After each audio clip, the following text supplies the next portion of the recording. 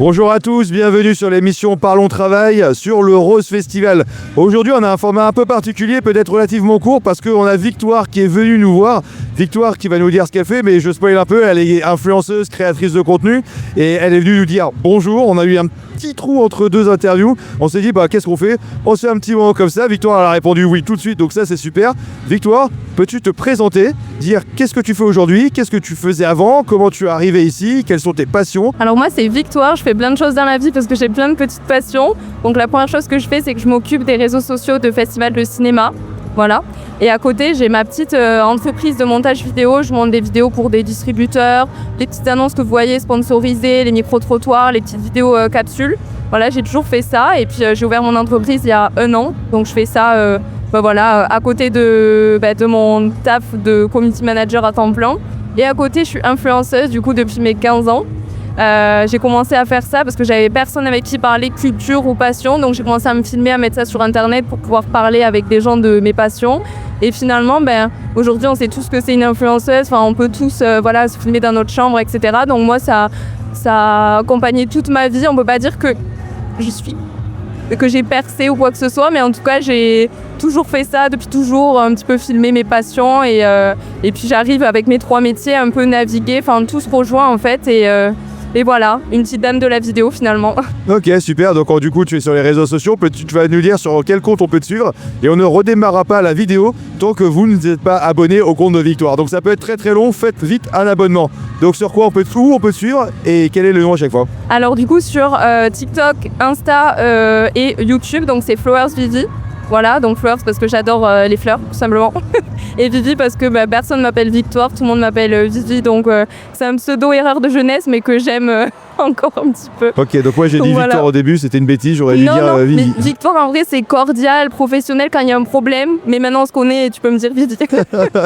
Ouais, quand on dit Victoire, on sent qu'il y a, là, il y a un problème là. Est-ce que tu peux me dire du coup c'est quoi une journée type à peu près sur ce type de métier? Là tu es au Festival Rose par exemple, donc tu as été invité par un partenaire voilà, donc qu'est-ce que tu vas faire pour ce partenaire? Déjà, est-ce que c'est toi qui as contacté ou est-ce que c'est eux qui t'ont contacté? Qu'est-ce que tu vas faire? Est-ce que tu as un contrat avec eux? Est-ce que tu as des obligations, des choses que tu ne peux pas faire? C'est quoi là, le taf, la fiche de mission, la fiche de poste que tu as par rapport à ça? C'est-à-dire que c'est très différent des partenaires, ça dépend. Des fois, on peut être invité par des partenaires, on peut être invité par le festival en lui-même, on peut être invité aussi par un artiste. Il y a tellement de possibilités différentes. Donc moi pour ma part en général il n'y a pas de contrat, c'est vraiment on est défrayé pour venir ici, donc VHR, tout est pris en charge. Et ensuite il peut y avoir un contrat, par exemple un brief avec par exemple tu dois faire tant de TikTok, tu as un projet avec eux, des fois c'est cross-posté, des fois pas. Et en fait ça dépend, mais moi la plupart du temps j'essaye de donner des idées en amont et ils valident pas, comme ça sur le moment je fais mes vidéos tranquillement. Et ce que j'aime beaucoup faire en fait c'est des capsules pour là par exemple je suis allée aux Eurokéennes, j'ai parlé un petit peu de métal pour montrer que le métal c'est pas que pour les vieux, que j'ai un peu vulgarisé un petit peu la musique. Moi c'est ce que j'aime faire et ce que j'essaye de faire avec les marques ou les médias pour vraiment parler musique et faire découvrir des groupes et aller à la rencontre des festivaliers, souvent des micro-trottoirs, mais ça dépend, parfois il y a contrat, parfois il n'y a pas contrat, c'est un peu, faut négocier. D'accord, ok, très bien. Donc tu as dit VHR, je connaissais pas. Je connaissais CHR qui était café, hôtel et restaurant, mais je suppose que VHR est voyage du coup. C'est véhiculé, hôtellerie, restauration. D'accord, voilà. Ok, très bien. Donc tu peux les expliquer ce que c'est du coup, et c'est aussi le cross-post, parce que peut-être que les gens qui nous regardent ne connaissent pas ça, donc... Ouais, un VHR du coup c'est une prise en charge totale au niveau de, du véhicule. Voilà, si vous habitez Paris ou Toulouse et que le festival est à Paris-Toulouse inversement, là c'est pris en charge. L'hôtel aussi et la restauration, donc la restauration le petit-déj le matin et parfois on a des tickets pour la journée du festival, on est à notre charge, on va dans les stands qu'on veut, parfois il y a un catering, parfois il y a du cashless et parfois rien. Aussi il y a des festivals qui donnent rien ou qui donnent juste c'est déjà super, mais une entrée, ensuite on se débrouille, mais après ça dépend, vu que quand je fais une collab je me donne à 100%, j'aime bien que ça me coûte rien. et au lieu de que 10 heures de montage et de tournage, parce que on pourrait croire que c'est facile, etc. Mais une vidéo, ça peut être des heures, parce qu'il peut y avoir des gens qui font coucou derrière, le micro ne peut ne pas marcher. Voilà, c'est très... faut oser aussi filmer à un certain moment, il faut être bien placé. On pourrait croire que c'est hyper facile, mais après, il y a du montage derrière, il faut retoucher le son. Ici, big up à l'ingé son qui va bien travailler sur ce moment. Mais voilà, toute la technique. Et puis, il ne faut pas oublier que c'est cher aussi de s'équiper. Voilà quoi. Oui, c'est ça, exactement. En fait, on se dit toujours, il y a toujours ce cliché un peu de les influenceurs ou influenceuses. En gros, ils arrivent, ils font des stories, ils prennent de l'argent. Mais certes, mais pour beaucoup aussi, le travail, c'est pour ça qu'on différencie souvent influenceurs, influenceuses et créateurs, créatrices de contenu. C'est parce qu'il y a du travail en amont aussi. Donc, nous, on a eu la chance de se parler aussi avant ce festival. Mais donc, il faut préparer des choses. Il y a du contenu, il y a tout un planning de production. Il y a aussi des interviews, bien comprendre la marque, peut-être les enjeux, savoir auprès de qui on veut parler. Il y a le jour J. Ok, très bien. Il y a le déplacement qui fait aussi que ça prend du temps. Et il y a aussi toute cette partie dont tu parlais, la partie post-production, donc montage de vidéos et tout ça, et ça coûte cher aussi de bien s'équiper. Ouais. Et la plupart du temps, ça se fait pas après le festival. Une fois qu'on est remis, qu'on est à la maison, ça se fait sur le moment. Donc moi, par exemple, le festival, j'arrive, on va dire, à 13h. Je rentre, il est 3h. À 3h du matin, j'enlève juste mes Doc Martens et j'allume l'ordi, je fais les airdrops, je fais le dérush et je me couche, il est 5h et le lendemain matin, je monte, j'envoie à la marque ou au festival, il valide pas. Et ensuite, je poste, je me prépare et je retourne au festival. Donc oui, c'est trop stylé, c'est un métier incroyable, mais il faut enchaîner. On peut pas poster 10 jours après, une fois qu'on est en forme, quoi. D'accord. Sur le moment, donc c'est rude, hein, c'est vraiment un rythme rude. On t'arrête 2 secondes pour te parler d'Actual Group, acteur majeur du travail et de l'emploi en France. Travail intérimaire, recrutement, accompagnement et formation, tu trouveras forcément ce qu'il te plaît dans le lien en description. Maintenant, on repasse tout de suite au podcast. Ok, donc il y a quand même ce côté un peu fame, qu'on fait du contenu et tout ça, il y a quand même beaucoup de préparation. En fait, c'est un peu le même travail que peut faire une boîte de production. En définitive, c'est une mini boîte de production unipersonnelle. D'ailleurs, toi, quel est ton régime sur ça pour les gens qui nous regardent ? C'est-à-dire en tant qu'entreprise, du coup, tu as un régime particulier, tu es auto-entrepreneur ? Je suis en free.